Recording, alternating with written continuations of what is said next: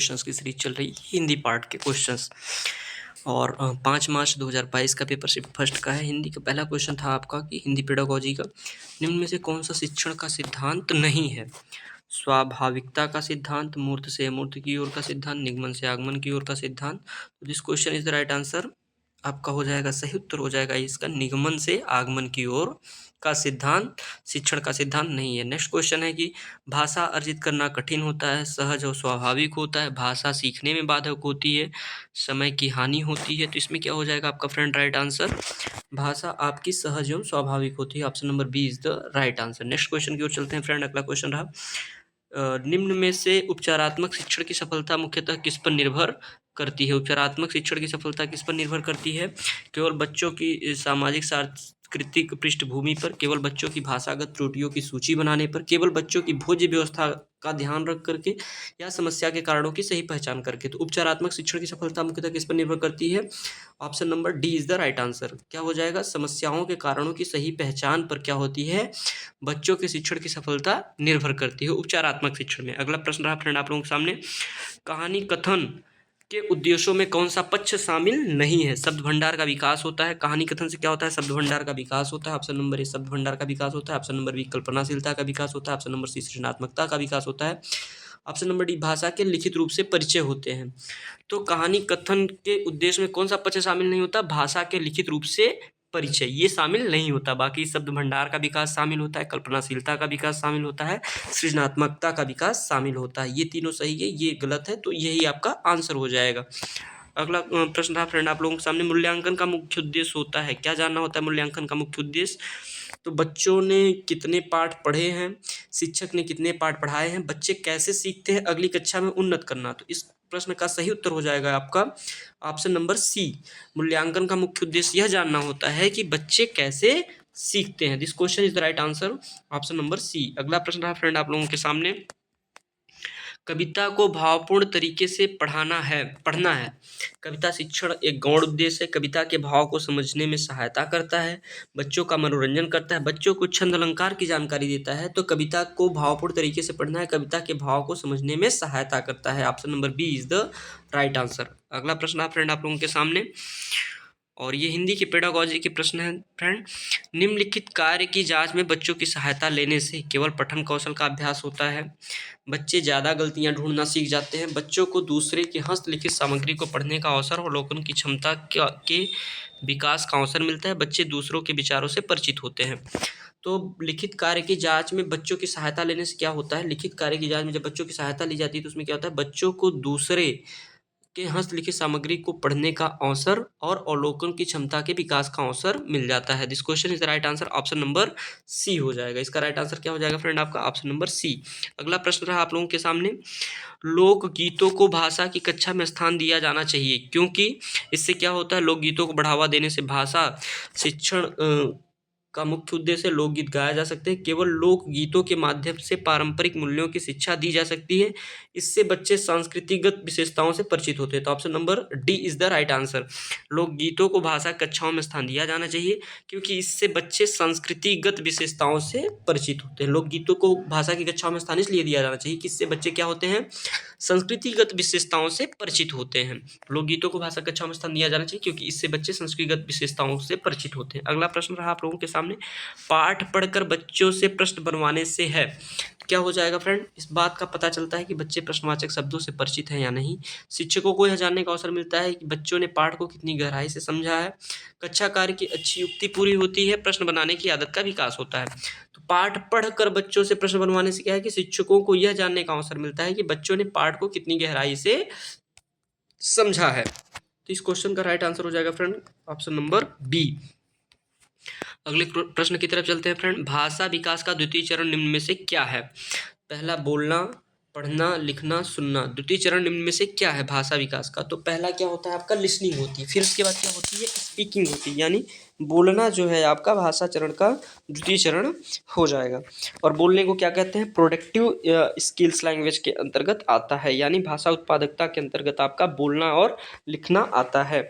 Next प्रश्न रहा friend, बच्चों में हिंदी भाषा सिखाने के प्रति रुचि उत्पन्न करना यह उद्देश्य है। तो बच्चों में हिंदी भाषा सिखाने के प्रति रुचि उत्पन्न करना यह उद्देश्य किसका है? उच्च स्तर के छात्रों के लिए है, प्राथमिक स्तर के छात्रों के लिए, माध्यमिक स्तर के छात्रों के लिए या केवल हायर स्कूल के छात्रों के लिए?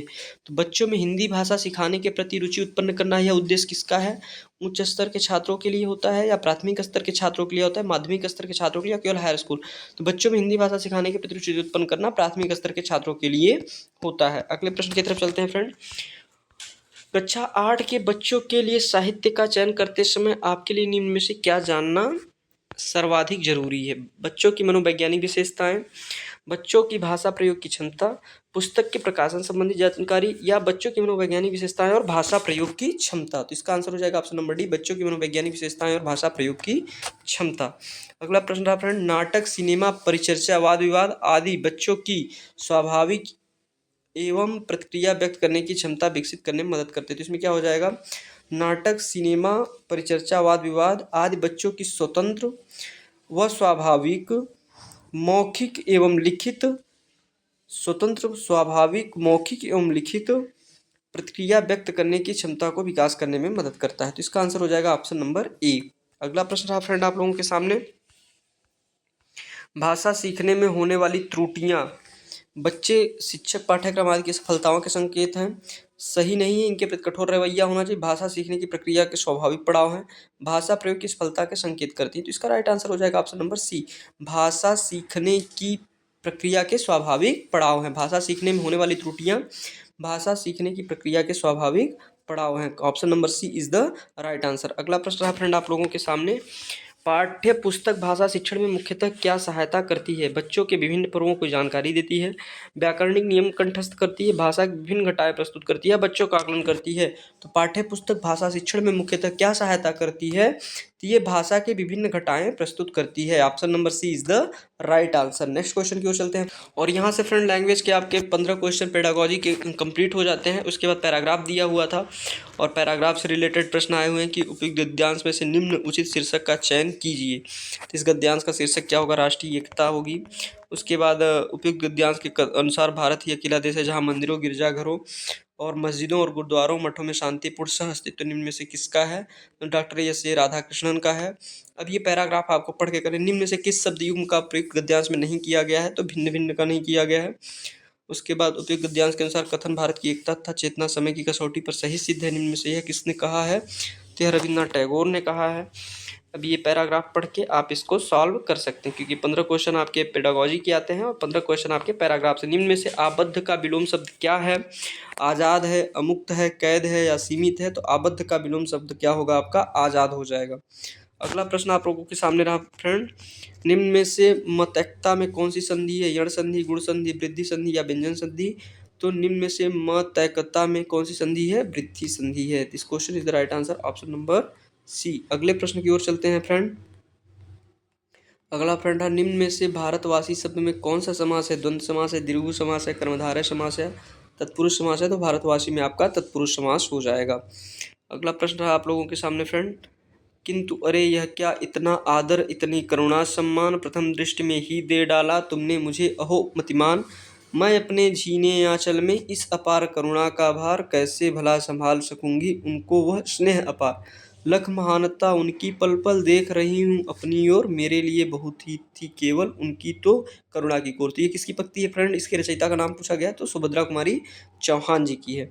अगला इसमें पूछा गया था कि निम्न में से मतिमान का अर्थ क्या है? तो मतिमान का अर्थ है बुद्धिमान होना। इस पंक्ति में जो मतिमान आया हुआ है उसका अर्थ पूछा गया था। उसके बाद अगला प्रश्न है, यहाँ पे दिया गया है निम्न में से कौन सा शब्द करुणा का पर्यायवाची नहीं है? तो आपको पता होना चाहिए निष्ठुरता करुणा का पर्यायवाची नहीं है, बाकी उदारता, दया, सहानुभूति क्या है? करुणा की पर्यायवाची होती हैं। अगला प्रश्न यहाँ पे रहा फ्रेंड आपका, दोहे और रोले को क्रम से मिलाने में निम्न में से कौन सा छंद बनता है? तो दोहे और रोले को क्रम से मिलाने पर आपका कुंडलिया बन जाता है। दोहे और रोले को क्रम में मिलाने पर कौन सा छंद बनता है? तो दोहे और रोले को क्रम में मिलाने पर कुंडलिया बनता है। दोहे और रोले को क्रम में मिलाने पर कुंडलिया बनता है। अगला प्रश्न रहा फ्रेंड आपका, निम्न में से किस शब्द का प्रयोग उपयुक्त पंक्ति में नहीं किया गया है? तो शोक का प्रयोग उपयुक्त पंक्ति में नहीं किया गया है। अभी पैराग्राफ आपको बार बार नहीं पढ़ रहा हूँ, पढ़ लेना है अपने से और इसको सॉल्व कर लेना है क्वेश्चंस को। निम्नलिखित में से किस शब्द में उपसर्ग का प्रयोग नहीं किया गया है? अवगुण में, निर्देश में, अनुप्रास में या महानता में? तो महानता शब्द में आपके उपसर्ग का प्रयोग नहीं किया गया। उपसर्ग क्या होते हैं? जो आगे लग करके शब्द के अर्थ को परिवर्तित कर देते हैं। प्रत्यय क्या होते हैं? जो पीछे लग करके शब्द के अर्थ में परिवर्तन ला देते हैं। उसके बाद अंतिम क्वेश्चन रहा हिंदी का मुहावरा औरों का और का और हो जाना क्या अर्थ है? गढ़ फतह करना, थक कर चूर